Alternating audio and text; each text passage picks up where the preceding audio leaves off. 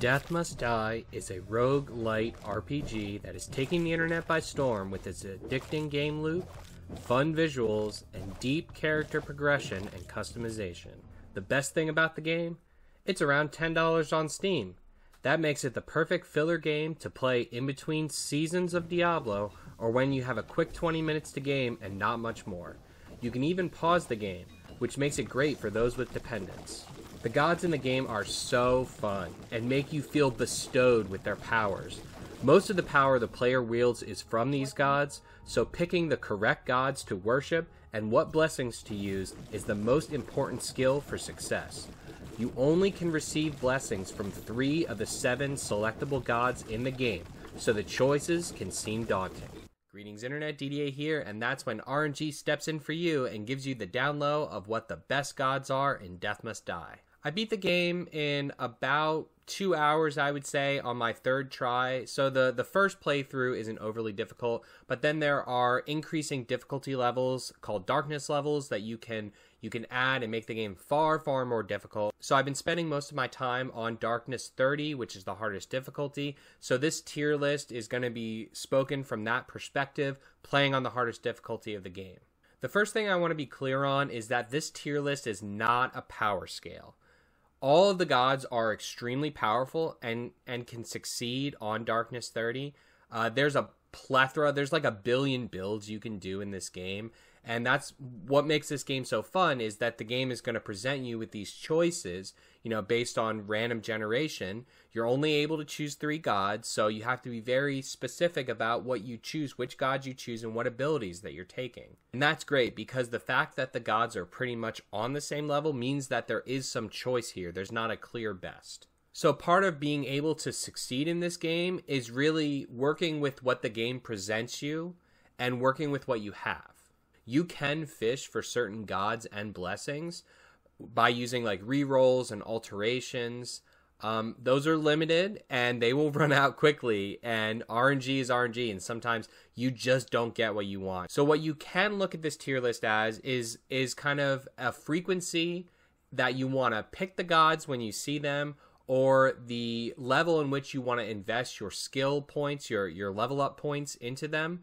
You're very limited in this game with the number of level ups that you have. You only get about 30 levels by the time you reach Dracula at the end of the game. That's if you don't really have experience pluses. If you get a ton of experience plus, you could probably go all the way up to level 50, maybe 45 more reasonably.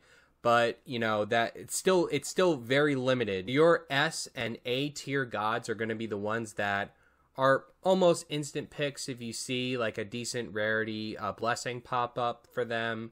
Or they're just gods that can kind of just succeed on their own, that they don't really need much support from the other gods, that if you pick them, you can invest heavily in them and likely succeed on Darkness 30. While the gods in the B and the C tiers, they need either specific interactions or specific combos to really shine. And because of that, because those specific, conditions need to be met for them to really be good and make you get all the way to the end of the game and beat the final boss, they're picked at a lower frequency because they need those specific interactions. So like I said, all the gods in this game are strong. If I thought a god was weak, I would probably put it in D tier, but spoiler alert, none of the gods are going to go in D tier because, again, all of them are very strong, and this is not a power scale. This is a frequency scale. So to kick things off here, we're going to start with Krom, the god of Conquest. And he is going to nestle right in the middle of the pack in your B tier. Your first god here is going to go in B tier. Okay, I really like Krom. He Chains of War is a skill that it's like a one-hit wonder skill for him. You can make an entire build off of it. It does very good damage, and Rupture is an extremely powerful ability. Shurikens is a 1-point wonder. You only really need 1 point into it for it to be have a very powerful effect on the game. So that's one thing I really like about Krom, is that you can invest a very low number of points into him and still have a very big effect on your character build. Really good there. His legendary abilities are some of the strongest legendary abilities in the game. They offer very high flat damage boosts, and that are mostly unconditional. One is they have to be below 50% life. One is you just deal more damage and then take more damage. But there are no conditions to that damage besides that they have to be below 50% life. But in the case of bosses, that's very common. That will happen with bosses, and then it just allows you to kind of finish out the fight very easily. Other than that, there are no conditions, so it allows him to fit in pretty much any build that you could want to put him in. Very versatile. He is limited by that he doesn't really have defense, so you're going to want to get... the only defense that he has is knockbacks, which doesn't really do anything against bosses. So you're going to want to get the support from other gods, maybe some other defensive abilities, which is why he's not in A or S tier. He really does need support, and like I said, the best thing about Krom is that he takes such a small point investment to be very powerful. Next up here for our next god, we have Lady Justice, and she is going to nestle right in our A tier, the first A tier. Very, very strong god. Very strong. The strongest defensive abilities in the game, which, you know, most of the gods have strong offensive ability. Lady Justice kind of stands alone in how defensive her skill set and her blessings are.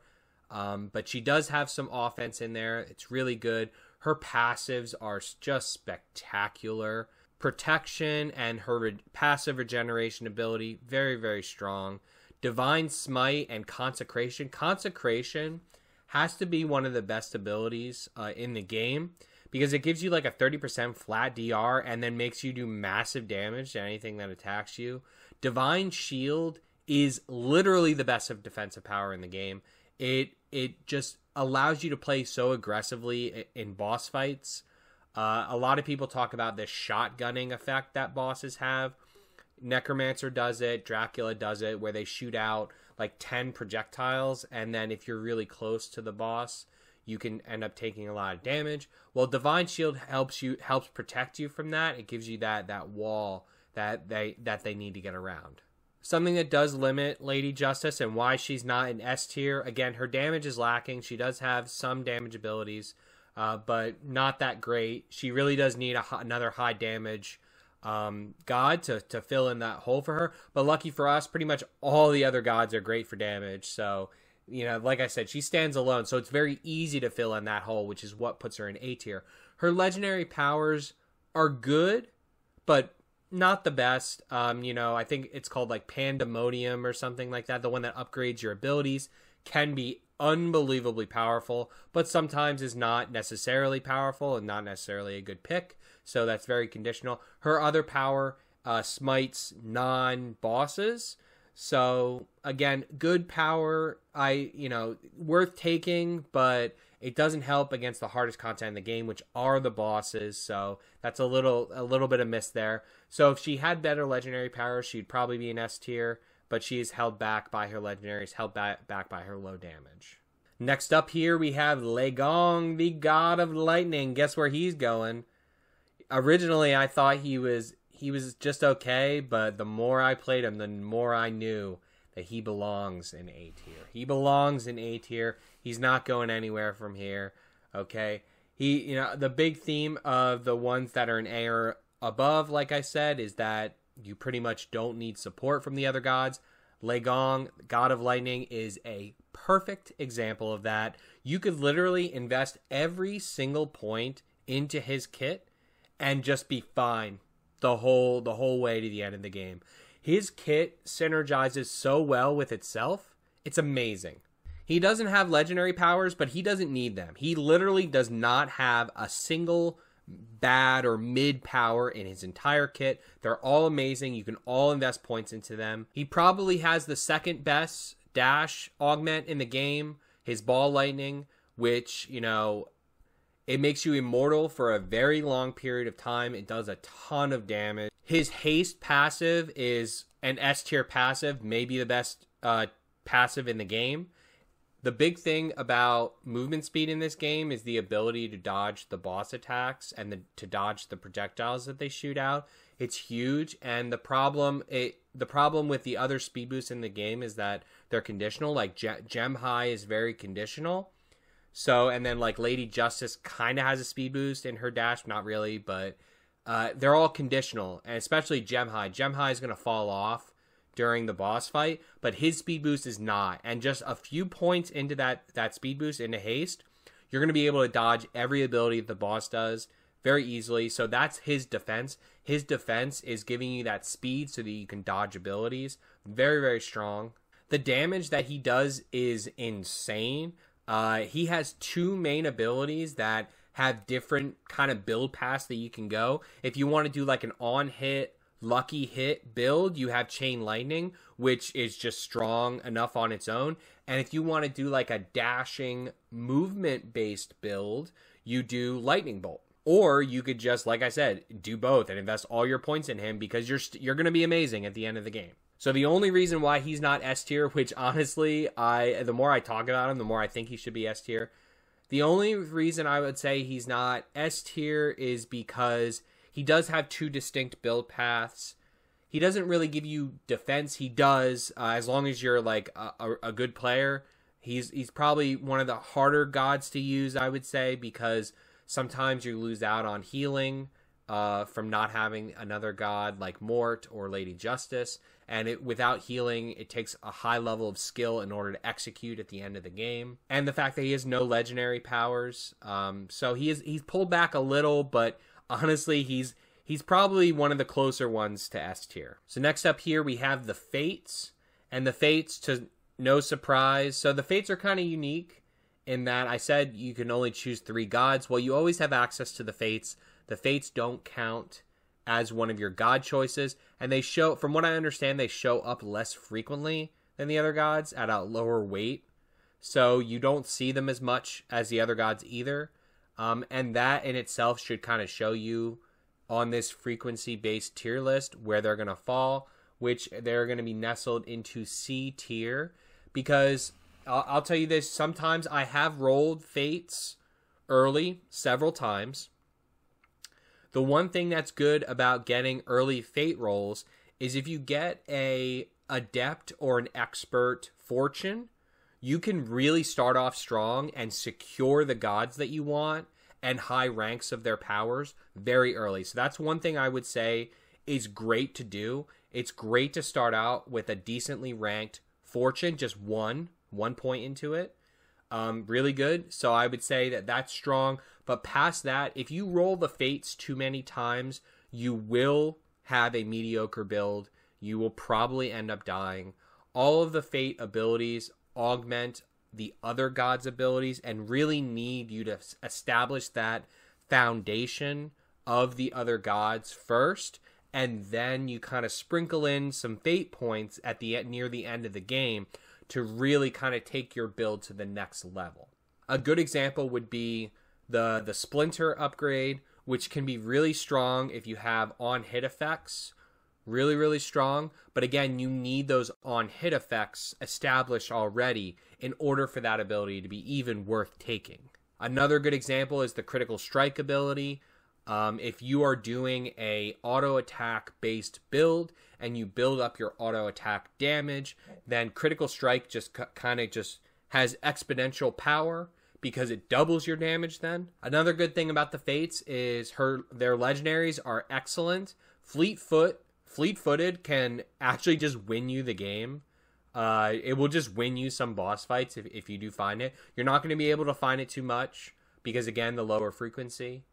But when you do find it, immediately take that. It is a ridiculous ability. So I would say if you are seeing a lot of Fate procs and you don't have any rerolls or alterations left, Vigor and Fury are always good choices. More HP and higher attack speed. Pretty much every build scales with attack speed. The on-hit builds, the lucky hit builds, and then the frequency-based hit builds. And then if you're just going for attack damage, then attack speed is good regardless. So attack speed is always pretty much a good choice. Life is always great to have. And so like at the end of the day, you're only probably going to want to spend like 10% of your points on Fate. Like maximum of 20% of your points on the fates. I wouldn't even say that high though. I would say like more like 15 to 10% of your total points. So we're talking about like 3 to 4 points at the end of the game. So because of that frequency, you know, they're deserved in C tier. So everyone's favorite, Mort, Lady Death, the daughter of Death, the daughter of Death himself. She's ready to take on Big Daddy. Give her all of your power. Where does she go? You know where she goes. Or do you? Do you? You're thinking,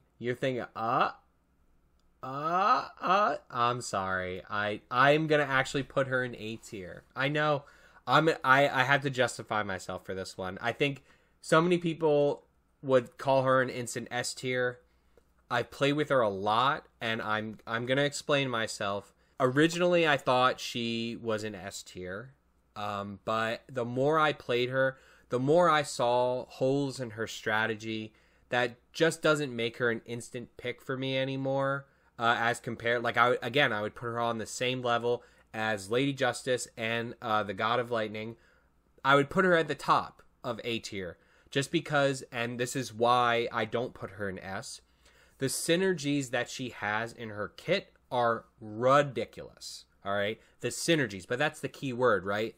The synergies within her kit. So she's carried by Lifelink. I know that Lifelink is a great damage ability. It is not a great defense ability unless you have a massive health pool. And when I say massive health pool, I mean like 120 plus. If you only have 100 HP, you're sitting at 30 HP. And it is very easy for you to just get 1 or 2 shot if you're relying on Lifelink as your only defensive ability. It's happened to me very many times. Lifelink will be my only defensive ability. I won't have Lady Justice or anything. And I'll just die because you're at such a low life total. Of course, there's Soul Stealer, which is a 1-point wonder, just like Shuriken's is. And there's Soul Stealer Mayhem. Now, the Soul Stealer Mayhem combo is ridiculous, again.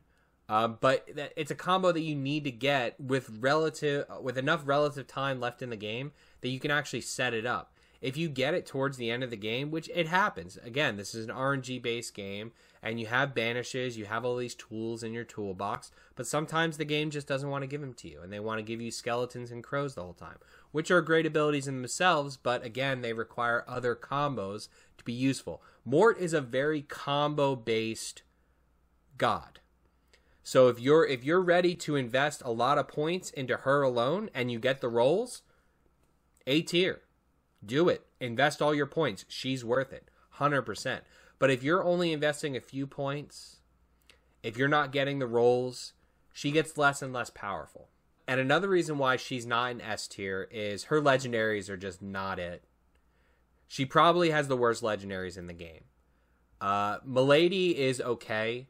Again, with combos, right? If you have the combos, it can go off. It still won't be the strongest. It won't. Like, I mean, I've seen some of the power of the other legendaries, like the dragons. The dragons are ridiculous. Okay? So, but like, if you have the combos with Milady, you'll see it go off, especially with Mayhem, right? So if you get the curse Mayhem on everything, and then Milady's just giving the curse to everything, your damage can go through the roof. So if, like, you randomly roll Milady, Soul Stealer, Mayhem for your first, like, 5 levels, yeah, you're going to win that game with, like, 300% on Mayhem. Okay, I got you. But again, like, we're talking about combos here, right? So you don't always see that.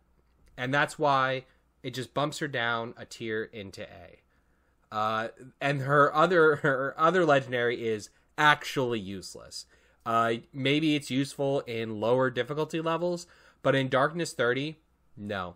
You would need like 200 HP for you to even be able to use it. It takes away all your armor, so you just get 1 and 2 shot. Top of A, Lifelink carries her, Soul Stealer carries her, Mayhem carries her, but these are all very, like, they fit in a box together. They come as a package. They need to be together. And if you assemble the pieces, if you assemble Exodia, you will win the game. But there is some assembly required with Mort. So next up here we have, actually, this is my favorite god in the game. Summer, the goddess of fire, so strong. Really underrated, honestly. A lot of people give Summer a lot of flack online for being a underpowered god. Do not understand whatsoever what people are talking about. I've used Summer countless times, and the next couple gods, I actually could argue for them going in a higher tier, but I'm going to have to put Summer into C tier. And the reason I'm putting Summer into C tier is, again, based on frequency. She is a pure damage god. She has literally no defense. Her one defensive ability, Flare, is actually a damage ability. It's really good. It's top tier. The thing that makes it good, and what I didn't realize when I was first playing her, is I thought that they actually had to hit you, kind of like Consecration for Lady Justice.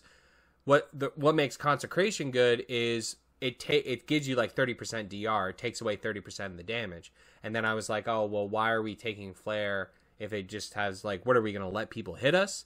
We need Lady Justice then what's the point, right? Well, no, it's actually when they attempt to hit you. So, crazy, really high damage ability. Combustion is good. It's worth putting a point or two into for the early game. It doesn't really work very well against the bosses. So again, that's limiting. That's bringing her down. You know, one of her abilities doesn't really work well against the bosses. Combustion, really strong ability for clearing trash mobs, though. Very, very strong. Meteor Shower is really good, but it takes a lot of investment. You really need spell speed and cooldown reduction in order for it to be a strong ability. Summer pairs really well with Lightning because they both have skills that are on hit, and they both have skills that activate while you're moving around. So they pair very well together as a unit. I don't care what anyone says. Summer actually has the best legendaries in the game.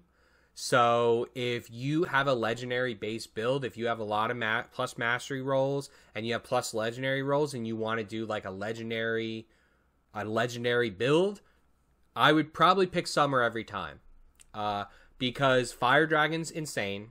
Inferno hits bosses for like 3 to 5k. And her Gehenna, or whatever it's called, it's like, what is she? Little Time? Is she Time Junior over here with the experience that you get? Crazy legendary power. I think she's even better than Time's legendary powers. I'll be straight up. I think she's the strongest legendary powers in the game. Dragons are crazy. Like, you can make the dragon hit the entire screen very easily with his fire breath. Okay, and that thing just goes always. And it moves fast, too. I think Summer is very, very strong. It's just, again, no defense, so she really needs support from the other gods, which makes her, you know, if you already kind of have this setup where you're looking for defense, you know, maybe you grabbed Krom, maybe you grabbed the God of Lightning, and you don't really have any healing yet. And you know, Summer pops up then, and it's just like, well, I don't really have healing. I can't fit you in right now. And that's where she falls a lot. And don't sleep on Breath of Fire either. I don't know why people hate on this ability. This thing hits like a truck. And again, you can make it hit the entire screen. And it's every third hit, so it scales incredibly well with attack speed. So I like really, really strong. I've used her a lot. She's my favorite. She's best. Best girl. Next up, we got Big Daddy. Big Daddy time. And as you would expect, being the main mentor, I want to say the main protagonist, but you're the main protagonist of the story. But like, Time is just kind of pushing you along into fighting death. And Time is the one that creates the character loop of the game. Because basically, you know, you go and then you die and then you're kind of reborn again. And Time is the one who's doing that. So where's Time going to fall? We don't have a single S tier hero yet. You know, Time is going in S tier. Time, there's no overstatement I can make about Time's abilities. Time's legendary powers are ridiculous. Now, granted, the revive on his legendary powers is not crazy good because it actually sends you back in time, right? So like, unlike a normal revive where if you die while fighting a boss, you just instantly revive and then you have that progression, like if you got the boss to half health, you can keep going then, but time actually sends you back in time with his revive. So it's not as good as a normal revive. You can kind of power game it and then like redo the final skeleton wave for like an extra level or two. If you really want to be super power gamey, you can do it that way. His other ability though that ages people, it takes like 6% of their health per second. It's crazy. Whenever you pick that ability, it's always your top DPS. Always. Crazy high DPS. He has 2 build defining abilities, Summoner and Gem High. Gem High, like pretty much everyone wants to take a point or two in a Gem High, and that's all you really need. You don't, it's like a 1-point wonder. You don't need it crazy high. You don't need it's not a large point investment, and you don't want to anyway because it's not really worth it at the boss fight, at the Dracula fight. So it's not really worth it there, but what it is worth for is you can get like 1 billion shrines with it, tons of experience. Like time gives you so many levels with wisdom and hit, and you know he pretty much has the best melee augment in the game, giving you all that extra experience. Force is amazing. Force fills a hole in melee classes. Melee classes have difficulty actually pulling the experience gems towards you, and Force fixes that problem. So all melee classes instantly want time because they have problems with it.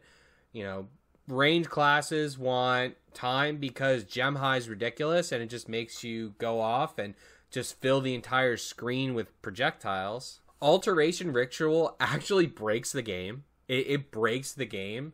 Like you could just win just with Alteration Ritual.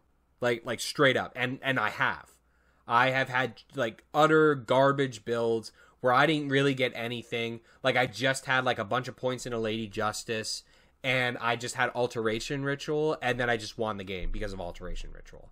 It's that strong of an ability. His defensive ability, the Time Field, it's so good. It is so, you can fill the entire screen with this ability. I didn't like it at first, but the more I used it, the more ridiculous I realized it was. Because the main thing that Dracula is going to hit you with, and again, like that's the hardest fight in the game is the Dracula fight. The main thing he's going to hit you with is those, he shoots out these like 3 like shots, and then he does like shots all around him. The Time Field slows them down so slow. You can easily dodge them. So it's so good. Like time, like defensive, offensive. He breaks the game in so many different ways. I can't like every time you see him, you grab him. There's just really no reason not to, because he just enables everyone else. Like your second god is gonna be god tier with time supporting him. And last but not least is Winter. And really not least because I'm going to put her at the top of C tier. I am so close to putting her in B tier. I almost want to. The only reason why she's not going in B tier and instead she's going in C tier is because the main thing that you get with Winter is you get really good defense. So she's another really good defensive god. Her freezing is so good for melee. So good for melee. And with the way that CC works in this game, you can CC bosses, and I don't think bosses become immune to CC. It doesn't seem like they do. I think there's shortened durations, maybe, on the CC. I'm not exactly sure, but I know that you can CC them multiple times.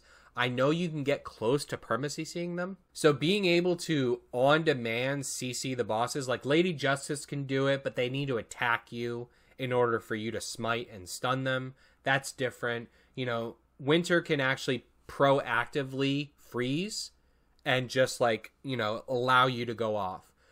The reason that Winter is not in B tier is because her kit kind of promotes melee and attacking builds because she has the best attack steroid passive in the game. You know, Thaw gives you so much percentage to your melee damage, and then you have the other one that gives you extra damage for immobilized targets. So she has huge damage steroids, but they're based on her CC. So, you know, you kind of need to consider that. She's a very combo oriented. You have to invest a lot of points into her to really have her kit shine. So that's kind of why she kind of goes lower on the list, because for certain builds, Winter deserves to be like in B or A tier if you're going for specific builds. But for most builds, because of how much point investment she needs, and then because of it being so niche, that she goes lower. And you find yourself just not taking her because she doesn't really have these like one-hit wonders that say like Krom or Summer or Mort have, that you can just, you know, spend like 4 or 5 points and then just have the god take off. Blight is kind of mid.